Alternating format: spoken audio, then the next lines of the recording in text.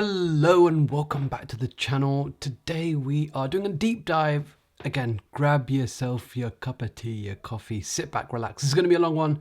Today we are talking about Curve Finance, one of the biggest aspects of DeFi. In fact, I would say is probably one of the biggest infrastructure, the biggest elements of DeFi. Curve Finance, you need to know about it if you want to get into DeFi. And I think it's one of the kind of key innovators in the space. Curve Finance always does a good job. It's something that I use all the time, and I thought there's no better way to kind of talk about it other than to do a deep dive. So that's what we're going to do today.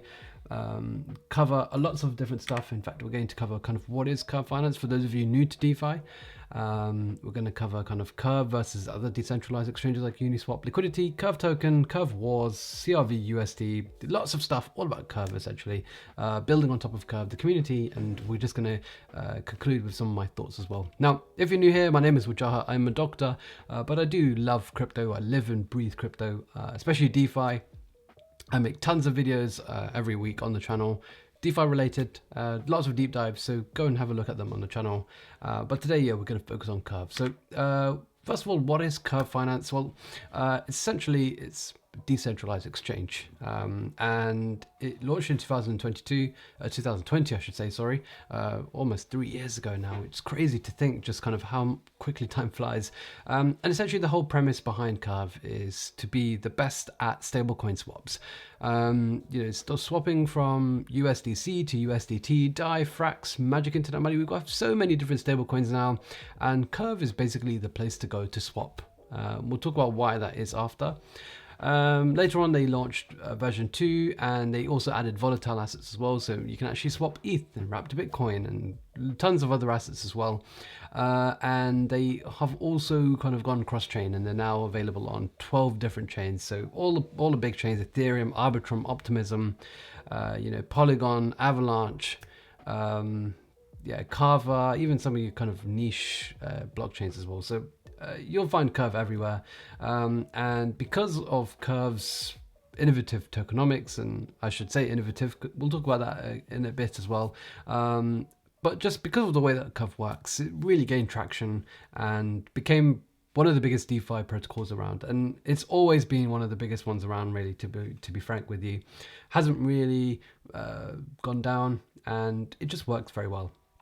And one of the reasons why Curve is so good for doing exchanges is because it's just so cheap. Look at this. This is a picture on the screen where I'm showing you how exchanging around, is this $1 million?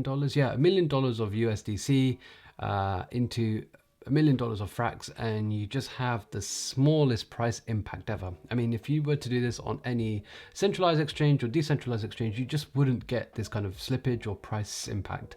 The fees are the cheapest here, so yeah, Curve is where all the big boys go to do their exchanges. You're gonna have Curve has big liquidity, and again, we'll talk about that in a bit, but Curve is just the place to be for stablecoin swaps, really. And this is kind of what the interface looks like on the right hand side. So you'll go to Curve, you'll see you've got a swap. You can just pick any asset you want, and like I said, look, you swap ETH for USDT.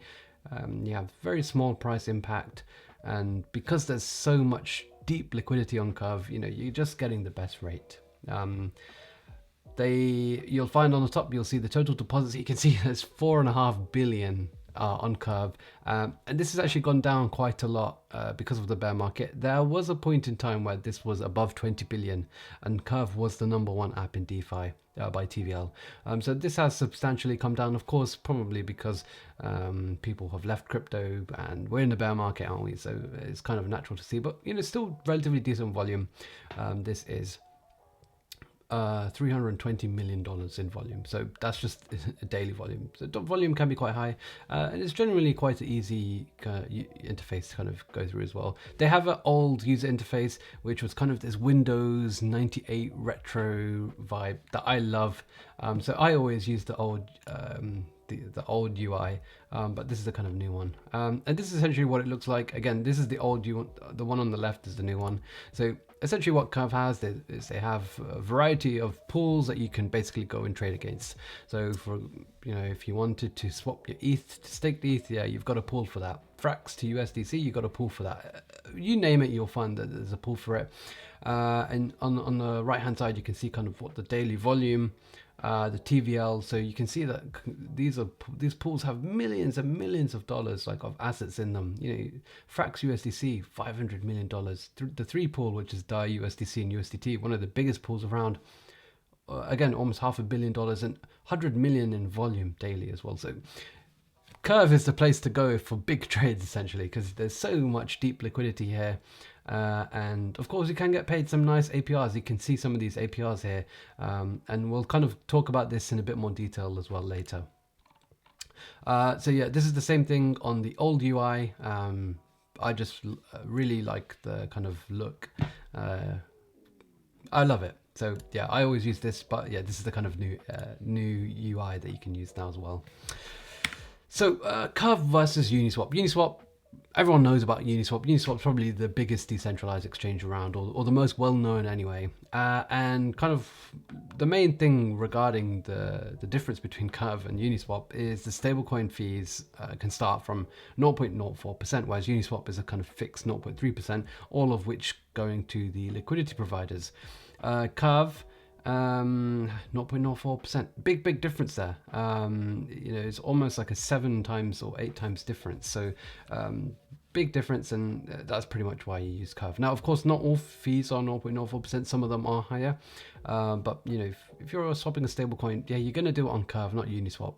Number one, Curve has deeper liquidity. Number two, it's cheaper. So that's why Curve is the place to swap stablecoins, and stablecoins are so important in DeFi. They probably the one product market fit that DeFi does have is regarding stablecoins. So that's why Curve is so important, and Curve does its job very well. If we have a look by TVL, Curve is the number 3 app. So it's the 3rd largest app in terms of TVL with just under $5 billion. Uniswap also being pretty high up on there. With just under $4 billion, and you can see, some of the other some of the other kind of apps like Aave and Convex that we're going to talk about again later on, because Convex ties very, very closely to Curve. So if we have a look at kind of the TVL breakdown for Curve, most of it is on Ethereum. So Curve is predominantly an Ethereum-based app, but since the rise of certain layer 2s like Optimism and Arbitrum, and maybe we'll see Base and some of these other kind of layer 2s coming up, ZK EVM and lots of other chains that we've got coming up. Maybe we'll see kind of more liquidity kind of go there, but it's still almost $100 million on Optimism and Arbitrum. I expect that to probably reach 100 million fairly quickly as well. And you can see, look, just some of the other chains as well. Some of the more rogue or kind of unusual chains to be using, like Carver and Moonbeam, Aurora, and Harmony, which is pretty dead now.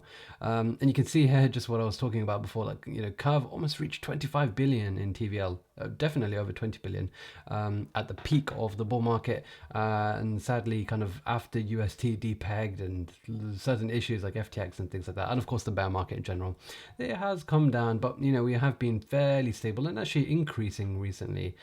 So yeah, just around 5 billion. But I think if we do go into a bull market, over the next coming years, I think Curve will probably surpass this 25 billion or 20 billion mark that it reached before. In contrast, Uniswap, Curve does have more TVL. Uniswap, again, Ethereum dominant, and to be fair, has been able to retain a lot more of its TVL from the bear market, from 10 billion down to 4 billion, a 60% drop, whereas with Curve, you're talking, 75-80% drop in TVL. So Uniswap's done a little better there, but yeah, still Curve wins the liquidity wars. But by volume, it's a different story. Uniswap definitely wins. If we have a look at this, we can see that volume-wise, Uniswap is grey, Curve is blue or purpley blue. You can see definitely most of these candles are predominantly grey, and therefore you can see that volume-wise, Uniswap definitely is beating out Curve. Whether that's because Uniswap can support more assets, you can swap any meme coin, random coin, any coin that's on Uniswap, whereas on Curve that's not really the case. But you know, that's just how it is. I do think that for stablecoins, however, Curve is the place to be. Curve has more stablecoin volume than that of Uniswap, but Uniswap has overall more volume. And again, we'll talk about the relevance of volume again later on. So let's move on. Let's talk about the curve pools. As I've shown you in the previous slide, you know, we've got all these, not this one, sorry, this one, we've got all these different pools here, so many different kinds. And there's some important pools that you should be aware of. Now, these are called the meta pools, and these are basically the main pools on Curve. So we've got two meta USD pools, the 3 pool, which is DAI, USDC, and USDT. And then we've got one that came out relatively recently, the Frax base pool, which is basically Frax and USDC. And then we've got a meta Bitcoin pool as well. And essentially, this is really important because if you want to add a new pool, so you can see here on the right, this is what the interface looks like if you want to add a new pool. You're going to have to pair it with one of the meta pools, or you can have a plain pool. Now, essentially, if you're a new stablecoin provider, you're going to basically want to provide your new stablecoin with one of the meta USD pools because there's so much liquidity there already. And so you're going to go for one of these. And for someone like Frax, it's been really handy, and that's because Frax are able to increase the APRs that they offer for their particular pools, and that's because of something that we'll talk about again later with the curve wars. So yeah, these are the meta pools. Basically, new assets get paired to these meta pools, and yeah, that's pretty much how the liquidity grows so much. There's so many curve pools now, and you'll find pretty much a lot of them are stablecoin related, but you'll also find that there's lots of ETH derivatives, LSDs, and I'm sure you can see some of these in this picture as well. Like, so, you know, you've got lots of stable coins here, SUSD, MIM, and then you've got your LSDs as well. And, you know, look at stake ETH, 1.7 bill in TVL. So yeah, you'll find there's actually hundreds of these different pools. And again, we'll kind of look at them in a bit more detail as well later. So yeah, here's just the two kind of meta pools I was talking about, the Frax USDC and the 3 pool. Because of Frax's governance power, they're able to offer quite high rewards. And again, we'll talk about that in a bit more detail with the curve wars. In terms of volume, Curve does fairly well. I mean, you could see even from launch, within just a few months, it was doing billions of dollars in monthly volume.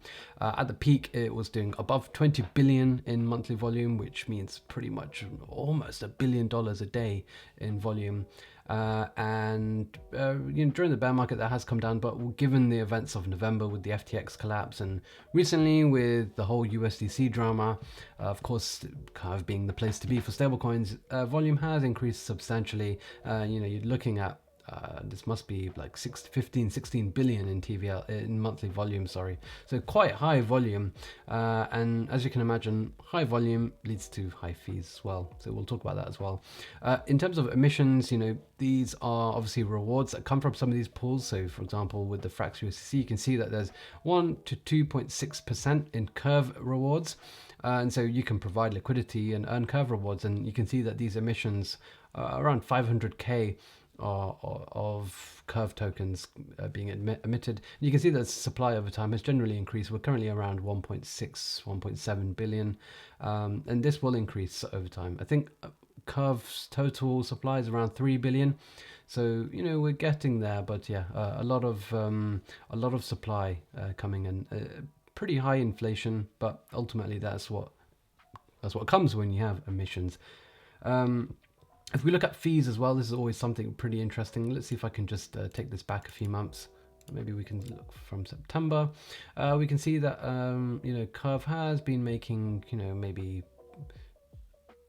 about $1 million a week in fees. You know, sometimes we do have quite high fees, like the 11th of March or on November. Of course, these are Black Swan events, so that can probably explain why. But on average, you're looking at around $1 million a week in fees. And that ultimately, with its current market cap, gives it a price to sales ratio of around 13. So always good to kind of look at these values. I find that whilst these aren't the only important things, they do give me some idea of kind of how volume and fees are kind of making a protocol or kind of giving value to the token anyway. But yeah, it's always good to compare that. And you know, if we compare that to that of Uniswap outshines it completely, to be honest with you. You can see that pretty much always Uniswap is hitting, $1-2 million a day in fees, and sometimes hitting $8 million. But the main difference, of course, the Uniswap doesn't accrue any value. The Curve token does, and of course, there's a big difference in the market caps as well, with Uniswap being much more valuable or expensive, has a much higher market cap. So yeah, please take that in mind. But yeah, you can see here clearly Uniswap is outdoing Curve, and very rarely, in fact, I don't think ever really Curve is ever outdoing it. Maybe if we can have a look a bit further back as well. But yeah, I don't look at Uniswap's completely out competing Curve on every single day in terms of fees. So always something to just be aware of. But of course, Curve does have a much lower market cap. So yeah, bear that in mind as well. Let's go to the next slide and let's look at the Curve token. So we just talked about that as well. Yeah, total supply 3.3 billion. So this circulating supply is incorrect, I believe. It's probably around 1.8, 1.9 billion. And so the market cap is probably a little bit higher than that. But yeah, a fully diluted of $3.2 billion. Fairly high. That does put it with its circulating market cap around rank 50 to 60. Currently around $1. It did peak at around $6 or something in the last bull market. But more importantly, we're going to talk about VECRV, because that is basically where all of this comes from and why Curve kind of grew so significantly. So the voted escrow Curve token. So what can you do with the Curve token? Well, you can actually lock it up on Curve for a period of time. You can lock it up for any amount of time, up to 4 years. And when it's locked, it's non-transferable. You can't do anything with it, but you do get 3 main benefits, and we're going to talk about them. So what are those 3 benefits for locking your CRV tokens? Well, number 1, you can boost your LP rewards up to a maximum of 2.5x. Number 2, you can vote on gauges, and we're going to talk about that in a lot more detail with the Curve Wars. And you get 50% of all of the fees from the transaction volume. And so if we go back and just have a look at some of these fees, if we go down to the bottom, this $1 million a week on average, some days even being $1 million a day or $500,000 a day. Well, 50% of those fees go to the VECRV holders. And so that's pretty important, because essentially it makes Curve a cash producing asset. Which is fantastic. That's what we really want to see, especially with our investments. We love cash flow. Anything that's cash flow positive, it gets a tick in my eyes, and I think that's a great thing. So VECRV, locking up your tokens, gives you 3 benefits. Your LPs, when you provide liquidity, you can get up to 2.5 boost, and that's why if you look at, let's have a look here. If we look at some of these APRs, you'll see that there's a range. So for example, if we look at the Try Crypto pool, it starts from 6% but goes up to 15.17%. So this is the range. You can get up to a 2.5x boost based on how long you lock up your CRV tokens. So if you obviously lock them up for longer, you're going to get the maximum 2.5x boost, and you're going to get that 15% reward. Whereas if you lock up for a short period of time, or you don't lock up at all, you have 0 CRV locked up, you're going to get the base 1.7% plus 6.6% in Curve tokens. So that's essentially where the boost comes from, and that's important to appreciate. Now currently 640 million tokens are locked, and I believe that is around 30% of the total supply. So yeah, it's good to see, or the current circulating supply I should say, and so that's good to see. People are locking up because of the benefits, and the benefits are really good, because not only do you get fees, not only do you get the LP boost, but an important thing is voting on the gauges. And we're going to go into detail about what that even means, because I don't think that means anything on its own. We're going to go into detail, so just stick around, keep watching. I'm going to explain everything. So yeah, I've written here the one protocol that has a governance token that has a token with governance that really matters. And yes, to be honest, there are other protocols that have governance tokens that matter. There are protocols that have revenue generating governance tokens. I've talked about some of them. Some of them are in my own portfolio. If you haven't seen my 0 to 6 figure portfolio series, then go watch that. You'll find some of the assets that I have there that are important, do have important governance, but Curve is definitely one of them. And yeah, I also just put here an allocation of kind of where all the tokens went to. Around 62% of the total curve supply is given as emissions. 5% to the community reserve, 3% to employees, and 30% to the team and investors and other shareholders. So I thought you could just kind of use that for your own input as well. If we have a look at the total curve locked, as I mentioned, there's around $640 million locked, and the total supply of curve is around 1.6, 1.7 billion. So yeah, that good to see and good to see that this is a function that is increasing over time as well, because people do like those 3 bonuses that you get. So let's talk about these 3 bonuses. Number 1, boosting the LP. So as I showed you before, look, you've got all of these different pools here. Look, so we've got some different ones here: Convex ETH and Convex FXS and Euro stablecoins and Lido and Alchemix and all these other kind of stuff. Look, you can see the base APR here and the maximum 2.5x reward that you can get. And obviously you get this if you lock up your curve tokens. So, if you want to kind of get some extra bonus, yeah, lock up your curve tokens up to a maximum of 4 years, and yeah, you'll be eligible to get the maximum APRs there. And if you're someone who has a farming position on curve for a long period of time, this might be something that's very attractive to you. The gauge voting. Now, this is really important. Now, essentially, Curve incentivizes all of these different pools with CRV tokens, and you can see here, look, literally every single one of these pools has a plus Curve token reward. Now, how do Curve determine how much rewards to give? How did they determine that they want to give 12% to this pool, but only 10% to this pool, and only 3% to the staked ETH pool? How do they determine that? Well, they have something called gauges, and essentially each of these pools has an individual liquidity gauge, and the allocation, distribution, and minting of new Curve tokens are managed by several contracts. So we've got the liquidity gauge, which kind of measures the liquidity provided. We've got a gauge controller, which maintains a list of all of their gauges and weight. And we've got the minter, which kind of mints new CRV. Now, essentially, what users of Curve can do, especially the holders of the Curve token, is that they can vote on which of these gauges they want to send emissions to.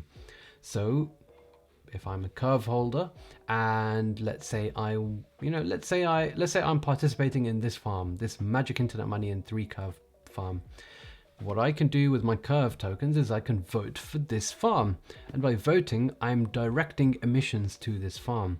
The more votes, the higher the kind of emissions. So yeah, it depends on the votes. More votes, more gauge weight is a portion of VE Curve votes towards that specific liquidity pool. More votes mean more Curve will flow to the LPs of that particular liquidity pool, and this is updated every Thursday. And essentially this creates some sort of voting wars, because if you're a protocol and you've launched your token on Curve, you want high emissions, because obviously high emissions means more liquidity.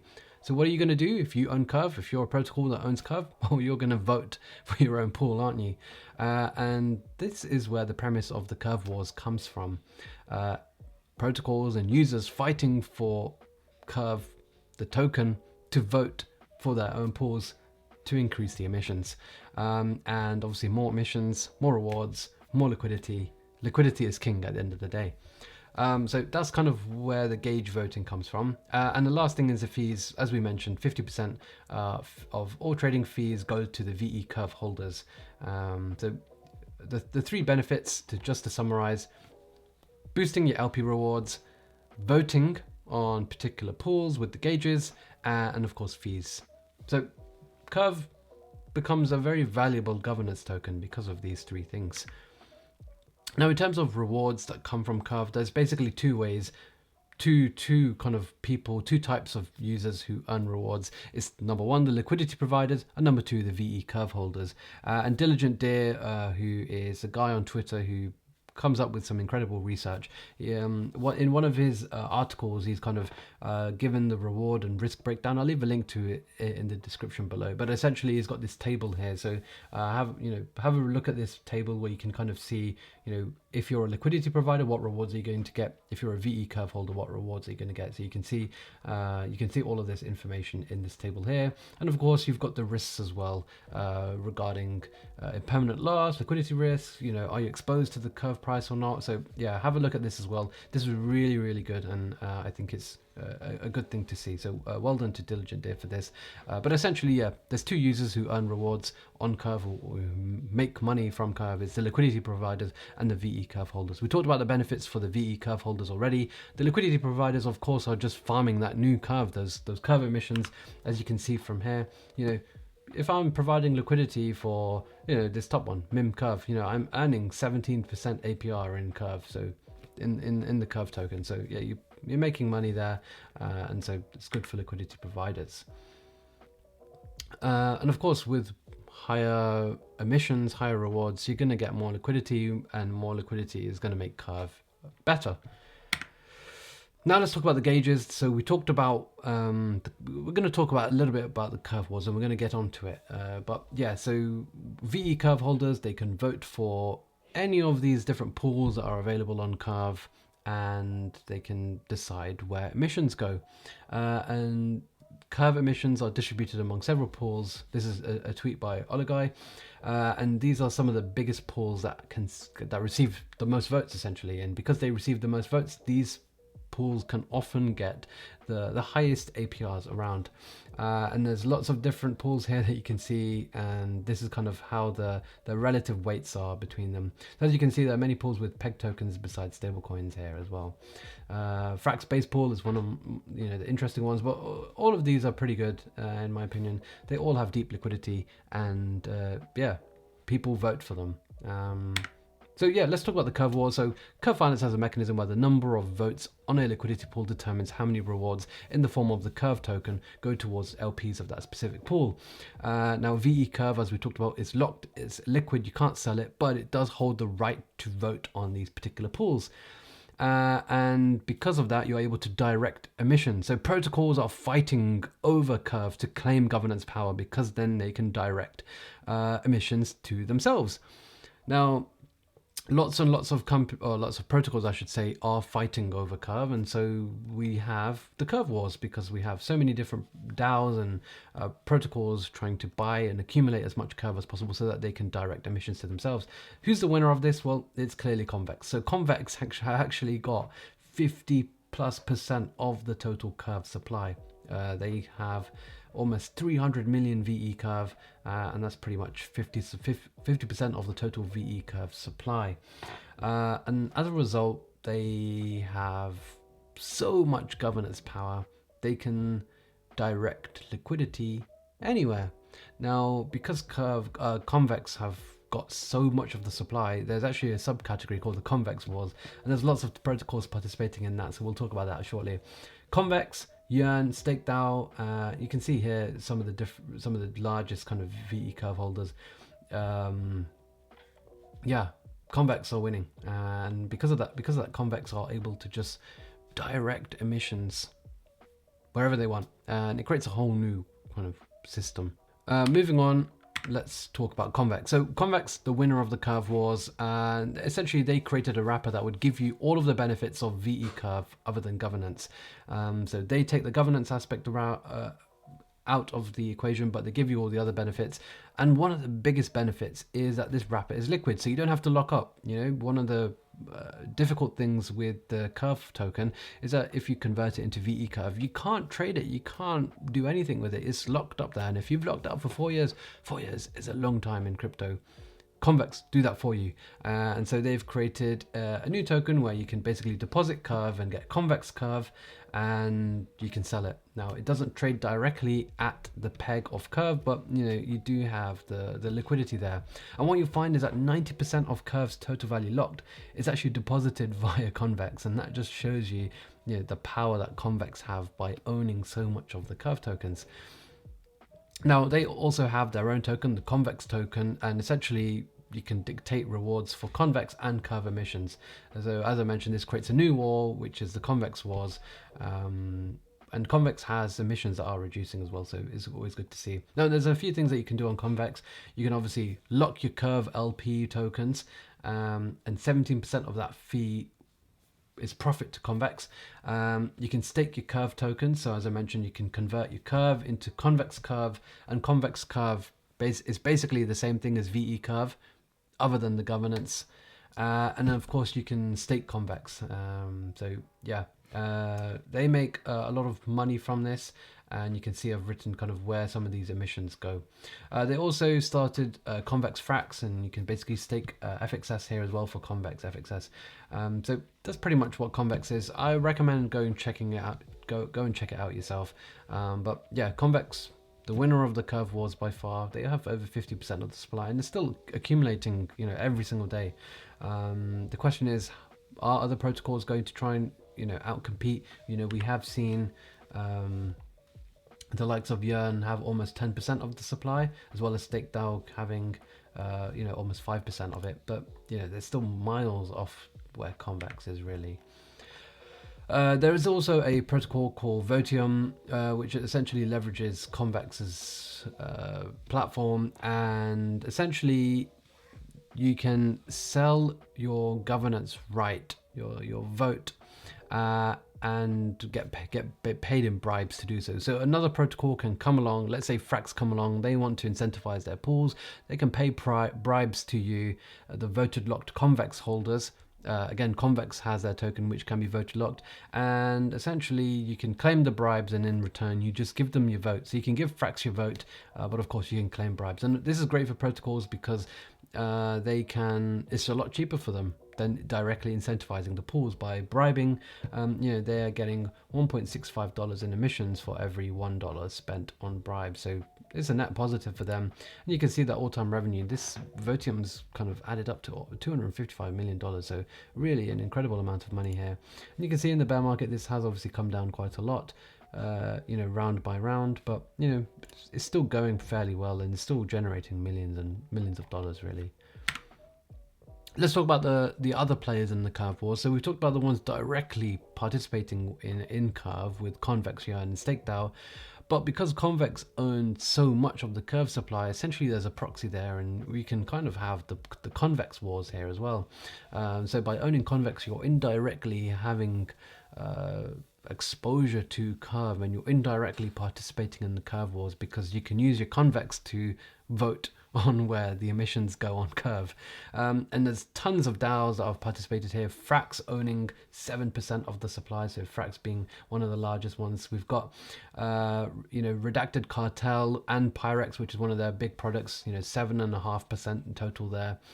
Cleaver, which is a really innovative protocol built on top of Convex, BadgerDAO, JPEG, and then we've got tons of these other ones as well, with the likes of Olympus, Alchemix, Silo Finance, and all of this adds up to quite a substantial amount of voted locked Convex, which essentially adds to a substantial amount of Curve.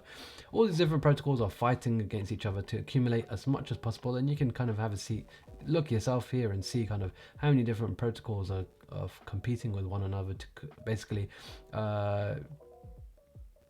get as much Convex as possible, and because of that they can have a direct role in the Curve wars. Which protocols are winning? Well, it's clear to me Convex is winning, but I think Frax is really winning the Convex war, and because of that, Frax have been able to not only make substantial profit, but also incentivize their pool significantly and really grow their liquidity there. And that's one of the reasons why I like Frax, and it's something that I went into a lot more detail in my deep dive on Frax, so go and check that one out after this one as well. An interesting new element to Curve. Well, as you may know, Curve are the place to book. Curve is the place to go for stablecoins, and they've decided that they're going to create their own stablecoin. Now, stablecoins are great because they enable lending and lots of other kind of innovative things, and of course that means more fees, more revenue. And they've decided to create this innovative stablecoin called Curve USD. Now, there's still a few questions that I have about it. So We'll find out hopefully more information in due time, but it's not out yet. It's coming out fairly soon, and hopefully by the time you're watching this video, it's actually out. It's going to be over collateralized. We don't know what it's going to be backed by at the moment. Well, I don't know at the moment. It's either probably going to be ETH or the 3-curve pool, and they have this really interesting mechanism called Llama. Now, in most other lending platforms, when the price of your token drops, your loan health decays and you get liquidated instantly, actually, if the token drops kind of quite substantially. Now, what Llama does is it does something a little bit different. It observes the price of this, and if the collateral price is dropping, it automatically liquidates your position into Curve USD. So let's say you had some ETH and you borrow some Curve USD against it. If the price of ETH falls down, well, it will automatically liquidate some of that portfolio into Curve USD to pay off your loan. If the price goes back up, the collateral gets repurchased. It's got this smooth mechanism. So instead of an instantaneous liquidation, the process occurs smoothly over a continuous range. And that's great because, like I said, you're not going to get instantly liquidated. These wicks that can sometimes liquidate you can be the worst thing ever. And yeah, so old-fashioned CDPs have a liquidation price. If your collateral goes below this, then boom.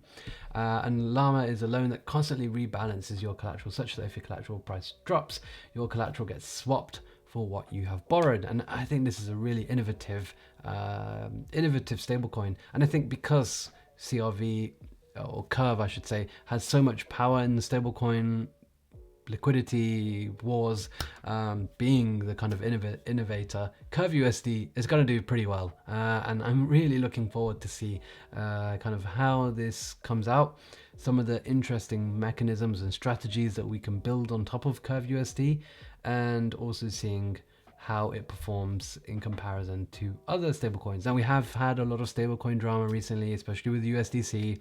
There's always drama with USDT, and I think now users in DeFi want stablecoins that are not fiat backed. They don't want exposure to banks and all this other stuff. So maybe Curve USD is going to do pretty well there, and maybe that means Curve as a whole is going to not only have more volume but earn more fees, and ultimately that is good for VE Curve holders. Of course, it's also good for Convex holders, and indirectly it means it's also good for holders of any of the other protocols participating in the Curve Wars. So please bear that in mind. Now, DeFi Made here did mention that there are some drawbacks here, and auto-balancing systems are subject to permanent loss.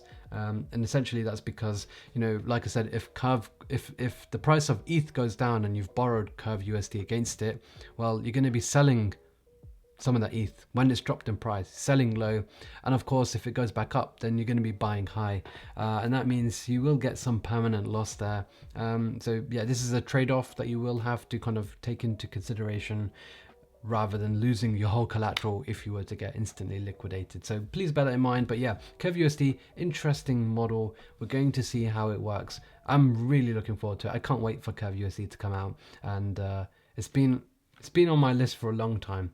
When it does come out, I'll have another video on it. I have made some videos on Curve and Curve USD in the past, so go check them out as well. But yeah, we're going to see Curve USD. Michael, the owner of Curve, did write a white paper. I believe it's like 8 or 9 pages. Got some really, really complex maths in there. So go and read that if you're interested. Again, I'll try and leave a link to that in the description below too.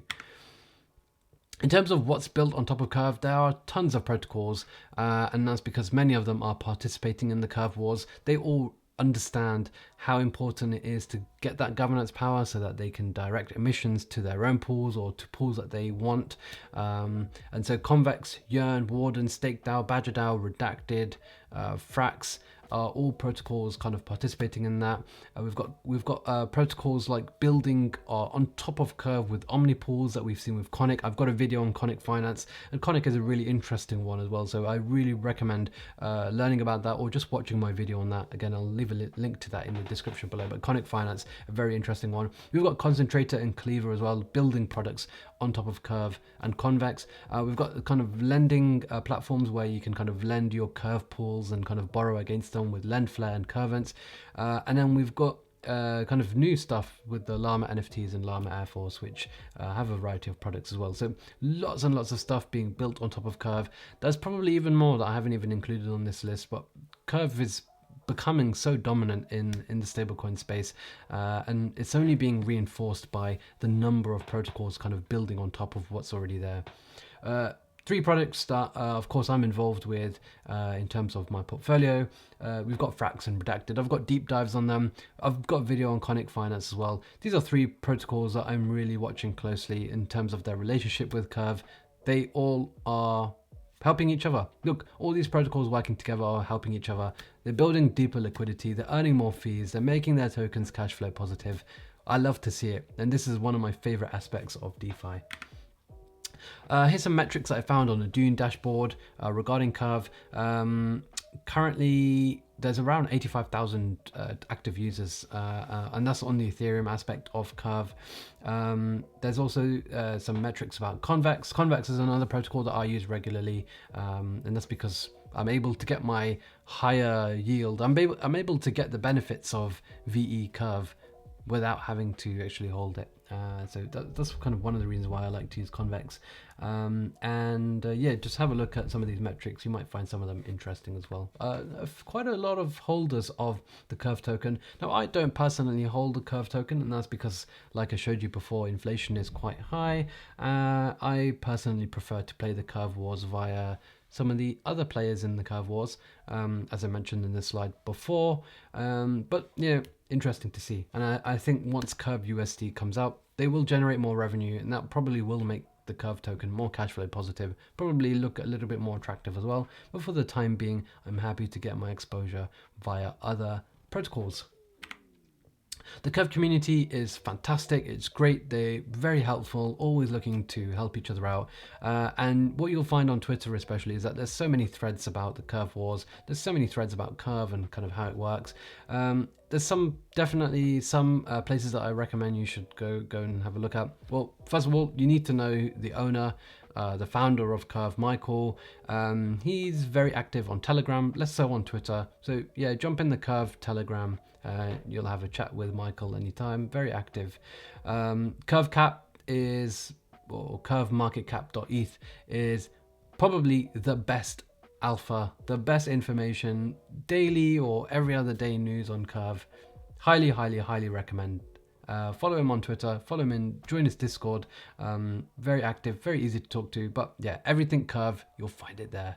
And of course there's the Llama NFTs, which is kind of building or combining kind of the NFT element into the Curve ecosystem. There's some podcasts, quite a few podcasts that they've done, or talks that they've done, some long form content on YouTube. So probably recommend watching some of that stuff. But the Llama NFTs are pretty interesting as well. I believe they are going to be launching fairly soon. So definitely keep an eye on them as well. So overall, what are my thoughts? Well, Curve is one of the most dominant players in DeFi. Curve is important. It's the place to go for stablecoin swaps. They have an incredible liquidity in the billions, and I think because of the way that the Curve token works, the governance element is really important. It's cash flow positive. We've got tons of protocols building on top of Curve. Curve have one of the best dev teams. I mean, I can't really fault them. I mean, yes, look, the token probably isn't for me just because of the inflation. I think the token is more attractive to DAOs and different protocols rather than individual holders, but because of the different protocols building on top of Curve, it's very easy to get exposure to the Curve Wars and Curve as a whole, based on kind of owning some of them instead. I think Curve is only going to get better over time. They've got one of the best dev teams around. I'm excited to see the future of Curve, and one that I think everyone should keep a close eye on. So that's all I have about Curve. Let me know if you have any questions below. Let me know if I haven't explained anything properly. I will try and explain in a bit more detail. Follow me on Twitter, subscribe to the channel. Hope you enjoy the deep dive. I'll be back with plenty more content in the near future.